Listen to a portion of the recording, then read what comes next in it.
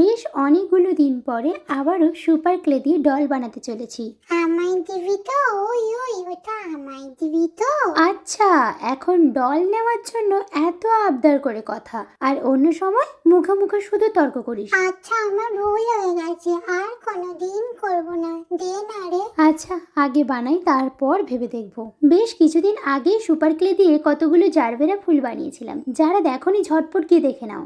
আর ওদিনই এই ক্লে নিয়ে ঘাটাঘাটি করতে গিয়ে মনে পড়লো আগে কত ডল বানাতাম, অনেক দিন বানাইনি, এবার আবার বানাবো। তাই আর কি লেগে পড়লাম কাজে।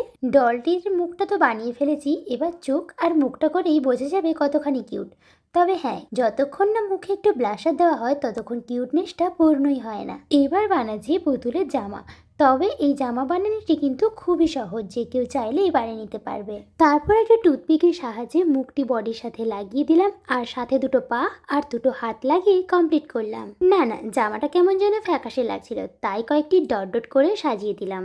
দেখো তো আমার ডলটি কিউট হয়েছে কিনা। আমার এই কিউট ডলটির কি নাম রাখা যায় বলো তো? ঝটপট কমেন্টে জানাও। যাই হোক, সবাই খুব ভালো থেকো। টাটা।